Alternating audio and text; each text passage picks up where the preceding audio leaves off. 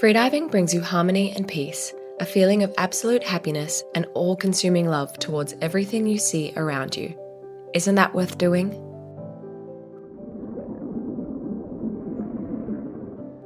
She held 42 world records, 22 World Championship medals. She was the first woman to 100 meters and the first to hold her breath 7, 8, and 9 minutes. But Natalia Molchanova didn't just break records, she redefined what freediving could be. I think when my mom was teaching students and when they were sharing feedback after courses, after events and festivals, they always highlighted that they enjoyed a lot her coaching in a way that she was very supportive, where she wasn't pushy in terms of results. Her priority was never pushing a person to the limit or students to the limit. Her priority was always to make sure her students would enjoy the diving and they would have this sense of calmness and peace, this inner peace while they train and while they dive. And that was the highest priority for her. For example, when the training was done, in the end of the depth session, she would sometimes give the task to go down to 10 meters, 15 meters, something comfortable, and sort of like say thank you to the depth and thank you to the ocean and to the arch in Dahab, for example. We did dive a lot in Dahab, in front of the arch, and that was her part of the training session. She would tell this, and I think it's pretty unique. I don't see this a lot around the world when this goal on self-awareness and just joy of the dive and the inner state throughout the dive would be this priority. It wasn't a priority back then so much, and I saw this feedback, and I think this is unique.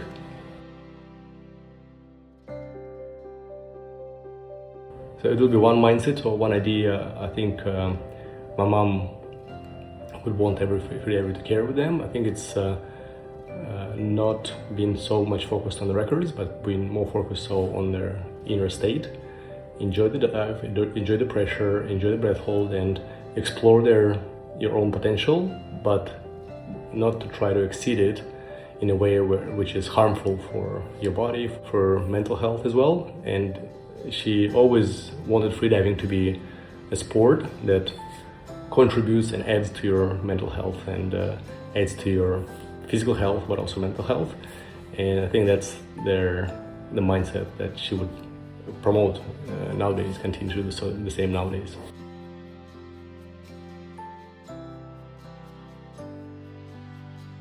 I think for my mom, freediving was mostly about adventures, exploration, and it was about records sometimes, yes, but it was more so about just enjoying the time in the water.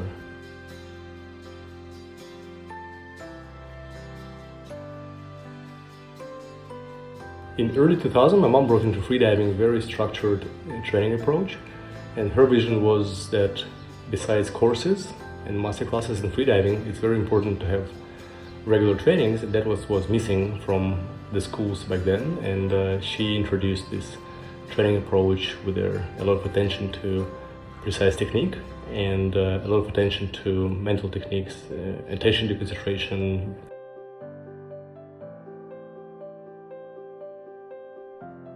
Today, in Molchanovs education training system, her attention to exercises and technique is still present and will be continuously reinforced through even multiple cycles of development.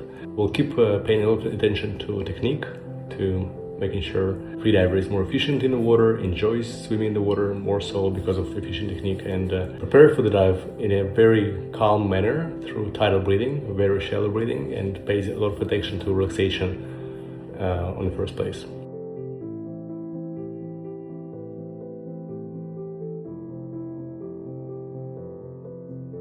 There was a beautiful moment when in Dahab one time there was a manta ray which was stuck in their net, in a fishing net, and she would take the knife and go and free the manta ray right away, like without any gear, just in a swimsuit, and that was a very beautiful moment that was captured, like with a low quality video back like many years ago. But she was always very helpful and always very open to support any student at any level, and that was one of her main traits.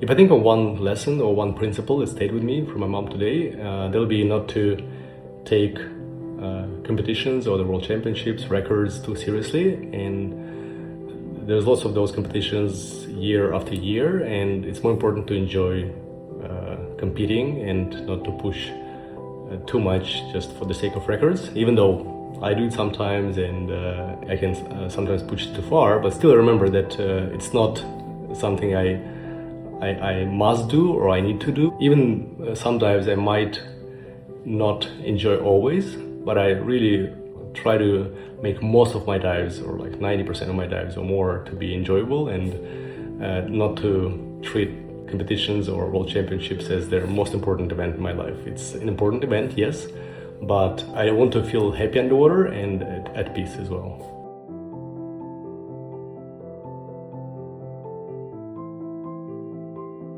If Mom would see Molchanovs today, what she would say?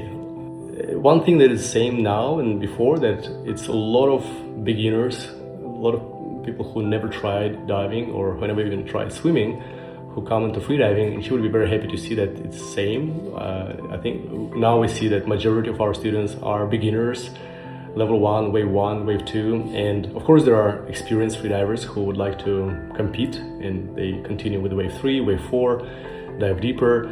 And it's always very interesting to work with these advanced and freedivers who are aiming for some deeper dives.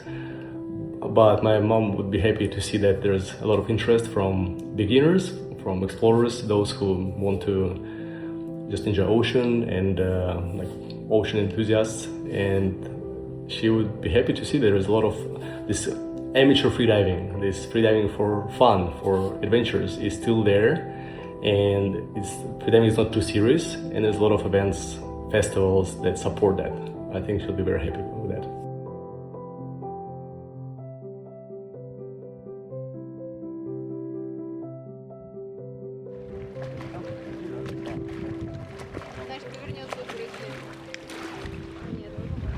О, хорошо.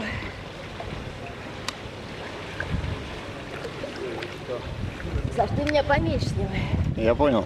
Лучше снимай молодежь побольше. Да, хорошо.